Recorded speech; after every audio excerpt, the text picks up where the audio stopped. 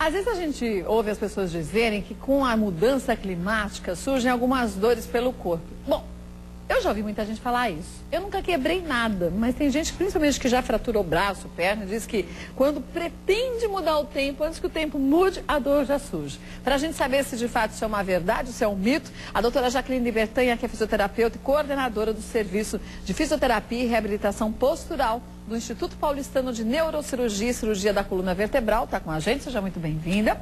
Prazer estar aqui contigo. Sempre nosso. E é mito ou é verdade isso? Não, na verdade existe um fundamento científico, sim. As pessoas costumam ter mais dores realmente nesse período do inverno. Inclusive os consultórios de ortopedistas, neurocirurgiões, fisioterapeutas, RPGistas, todo mundo que trabalha com algum tipo de terapia corporal costuma ter uma procura maior realmente nessa época do inverno. Isso é verdade. Mas e por que essas dores surgem? A gente tem alguns fatores, né? Começando pelo fato da gente realmente ficar mais encolhidinho mesmo no inverno. Se movimentar menos. Menos. Os exercícios e os movimentos que a gente faz nesse período costumam ser mais restritos, menos amplos. E isso faz com que a gente realmente acabe adquirindo uma série de retrações musculares que ao longo do tempo acaba fazendo com que a gente realmente venha sentir essas famosas dores do inverno. Então o que a gente tem que fazer justamente para evitar essas dores ou minimizá-las é se mexer? Exatamente isso. Só que o grande problema, Kátia, é o seguinte, esse período do ano é um período que as pessoas deixam de fazer atividade física. O corpo não está tão exposto, as pessoas estão mais com preguiça, a gente fica mais retraído, então acaba justamente existindo aquela falta de atividade física. Então, para compensar esse tipo de problema, o ideal seria que as pessoas buscassem essas técnicas de autocuidado corporal, né?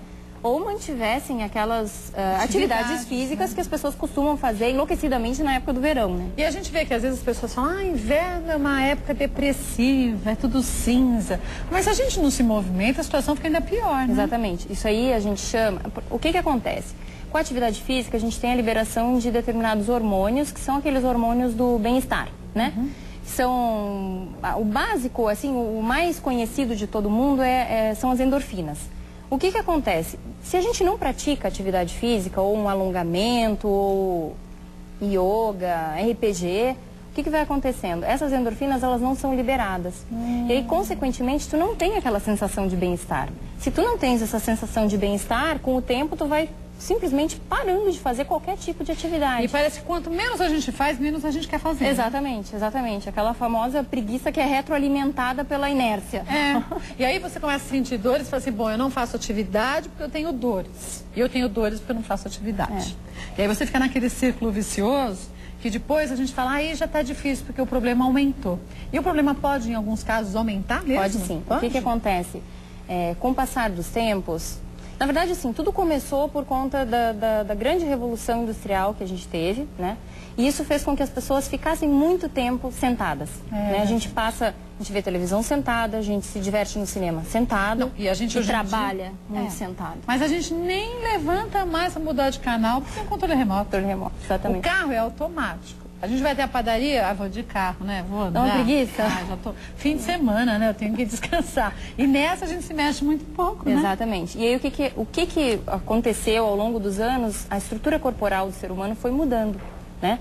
E hoje a gente tem problemas justamente pelo fato de a gente permanecer a maior parte do tempo sentado. E problemas em quais partes do corpo? Especialmente na região da coluna, lombar, cervical são as mais afetadas, né? E consequentemente as questões musculares vão pegar a região dos glúteos, membros inferiores, as pernas, a parte posterior das pernas. E aí é onde a gente fala assim, tô com uma dor no ciático. É um músculo, muitas vezes, que ele não é bem trabalhado e acaba sobrecarregando. Na verdade, sim, como a musculatura está muito pouco trabalhada, ela é muito pouco trabalhada. É encurtada, ela é encurtada, exatamente. Ela não é alongada. O músculo, para ele funcionar direitinho, ele tem que estar muito bem alongado. Quanto maior o grau de alongamento, melhor vai ser a contração desse músculo. E o que acontece? Às vezes as pessoas acabam tendo um problema no nervo ciático, né? Por quê? Por conta de uma compressão, né? Ou às vezes uma alteração na coluna que foi gerada por uma má postura, né? E isso acaba contribuindo para que aumente ainda mais, exacerbe esse quadro doloroso. E como que a gente pode agir para evitar isso tudo? Você vai mostrar para a gente um alongamento, né? Com a Paola. Bem-vinda, viu, Paola? Que vai, até quem tem algum tipo de dor pode fazer? Eu acho assim, o básico, o que a gente tem que ter em mente é que assim, tem que ser exercícios práticos, né? Eu costumo indicar lá no Instituto Paulistano, a nossa equipe, assim, parte do princípio que a gente também pode ser paciente. Então, não vamos passar aquela montanha de exercícios para o paciente fazer em casa, porque ele não vai fazer. E mesmo porque ele vai esquecer metade. Exatamente. Então, assim, são dicas rápidas, né? Umas orientações bem práticas.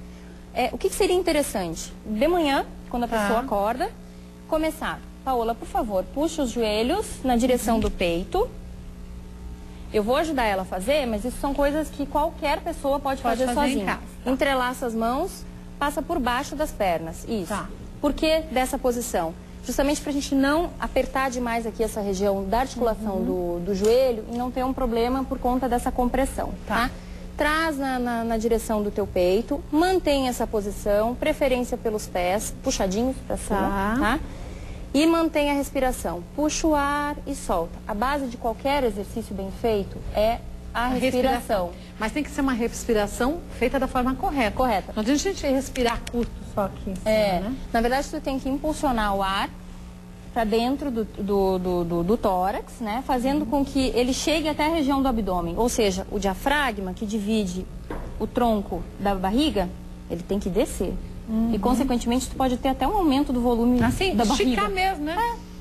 Isso, exatamente. Pra encher a barriga. Isso, exatamente. Porque aí a gente vai dizer, vou manter encolhida para não aparentar que eu tenho barriga. Durante o exercício, não, de jeito nenhum, porque tu prejudica justamente que flua esse exercício de uma maneira mais dinâmica, né? Tá? Sempre, qualquer exercício de alongamento, a gente procura orientar o paciente ou o indivíduo a manter naquela posição que ele está sentindo que está alongando essa região aqui, 20 segundos. Só 20 segundos? 20 segundos. Rapidinho, hein, gente? Pelo menos, né? 20 segundos. Mas posso ficar mais tempo menos se eu quiser. Pode, mas assim, o ideal são 20 segundos para dar tempo do cérebro decodificar aquela mensagem que ele está mandando. E aí ir para os músculos essa mensagem que não está sendo uma agressão para o teu corpo. Pelo contrário. Pelo contrário, porque qual é a tendência? Normalmente, às vezes, quando a gente vai fazer um alongamento num paciente, o paciente contrai. Né? Por quê? Porque está doendo. Porque não está acostumado, né? Exatamente. Então, volta um pouquinho, né? E espera os 20 segundos e mantém, e aí faz de novo, tá? 2 repetições. Isso de manhã, antes de levantar da cama. Exatamente, pode ser. Pode ser, né? Pode ser na cama, tá? Ou do lado da cama, se tiver um tapetinho. Melhor, né? Tá. A cama não é ideal, porque normalmente as camas são mais a minha cama é durinha. É o ideal, né? Uma cama com uma densidade de colchão mais firme. Uma molinha, a gente acorda torta. Eu acordo toda dolorida. Eu falo, não dá certo, não. Tem que ser mais firme.